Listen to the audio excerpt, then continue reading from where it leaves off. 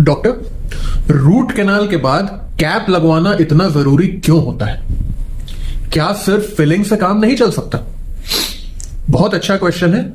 आइए साइंस के साथ सिंपल लैंग्वेज में समझते हैं।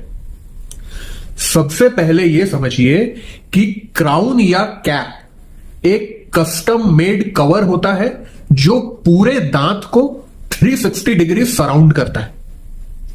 जब किसी दांत में बहुत बड़ी कैविटी हो, दांत फ्रैक्चर हो या रूट कैनाल ट्रीटमेंट किया जाए तो उस दांत का काफी नेचुरल स्ट्रक्चर पहले ही निकालना पड़ जाता है। रूट कैनाल के दौरान भी इंफेक्टेड टिश्यू को रिमूव करने के लिए दांत को एक्सेस दिया जाता है। इसके बाद दांत में रिमेनिंग हेल्दी स्ट्रक्चर कम हो जाता है और उसकी फ्रैक्चर रेजिस्टेंस भी कम हो जाती है। जब हम खाना चबाते हैं, स्पेशली हार्ड खाना, तो चूइंग फोर्सेस कई बार 50 से 70 किलोग्राम तक जनरेट हो सकती हैं। अगर वीक दांत को प्रोटेक्शन ना मिले तो उसमें क्रैक या फ्रैक्चर डेवलप हो सकता है।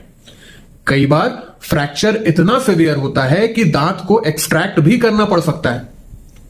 क्राउन चूइंग फोर्सेस को इवनली डिस्ट्रीब्यूट करता है और रिमेनिंग दांत के स्ट्रक्चर को प्रोटेक्ट करता है, जिससे दांत की लॉन्ग टर्म सर्वाइवल के चांसेस काफी बढ़ जाते हैं।